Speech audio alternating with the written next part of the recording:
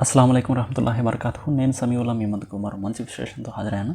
ఈరోజు సోదరి అడిగిన ప్రశ్నకు సమాధానంగా, అస్సలాముఅలైకుం భయ్యా. వాలేకుం సలాం. నాకు 7 నెలల బాబు ఉన్నాడు. తను నిద్రపోతున్నప్పుడు నేను డైలీ ఖురాన్ చదువుతాను. అంటే తీరిక చేసుకుని ఖురాన్ చదవడం ప్రయత్నిస్తానమాట. ఖురాన్ చదువుతున్నప్పుడు టైంలో బాబు నిద్రలేచి ఏడుస్తాడు. ఆ టైంలోనే బాబు నిద్రలేచి ఏడుస్తాడు. నేను ఖురాన్ని సగంలో వదిలేసి, అంటే ఖురాన్ని ప్రాపర్గా క్లోజ్ చేయకుండా ఖురాన్ని వదిలేసి బాబు దగ్గరికి వచ్చేస్తాను. కొంచెం సేపు తర్వాత ఖురాన్ని క్లోజ్ చేస్తాను. ఇలా చేస్తే పాపం తగులుతుందా? ప్లీజ్ చెప్పండి.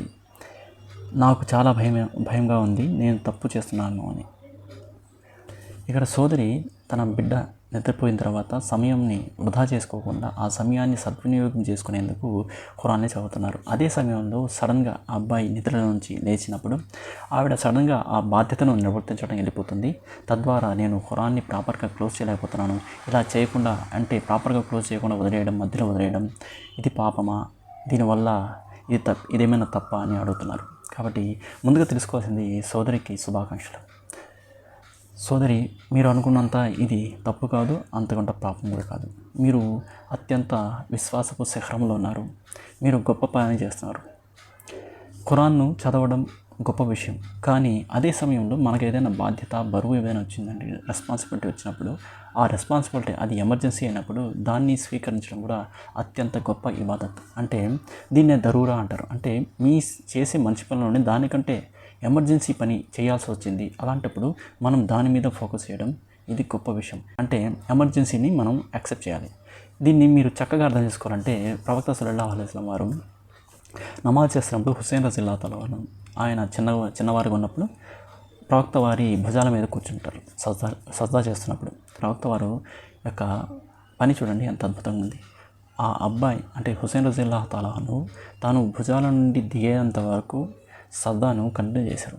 దీన్ని చూసి సహాబాలు వెనక ఉండేవాళ్ళు ఆశ్చర్యపోయారు. ప్రవక్త వారికి ఏమైనా అయిపోయిందా అని కొంతమంది తల ఎత్తి కూడా చూశారు. పిల్లలను జాగ్రత్తగా చూసుకోవడం కూడా ఒక బాధ్యత, అది రెస్పాన్సిబిలిటీ. కాబట్టి మనకు 2 సిచ్యువేషన్స్ వచ్చినప్పుడు ఎమర్జెన్సీని తీసుకోవడం గొప్ప విషయం.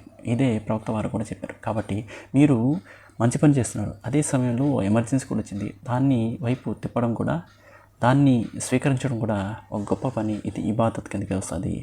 కాబట్టి ఇక్కడ మీ ఉద్దేశం ఎలాంటి చెడు ఉద్దేశం లేదు. మీరు కావాలని దాన్ని అలా పడేసి దాన్ని పక్కన పెట్టేసి వెళ్ళిపోవటం లేదు. మీరు ఒక గొప్ప పని, ఒక ఎమర్జెన్సీ పని వచ్చారు కాబట్టి మీ మనసును అటువైపు తిప్పారు. కానీ మీ ఉద్దేశంలో ఎలాంటి తప్పు లేదు. మీ తప్పు లేనంత వరకు, మీ ఉద్దేశంలో తప్పు లేనంత వరకు మీరు సేఫ్ సైడ్.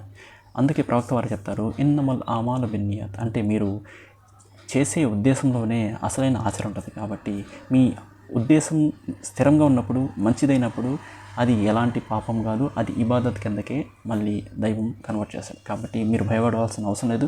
మీరు ఎలాంటి తప్పు చేయట్లేదు, ఎలాంటి పాపం కూడా చేయట్లేదు.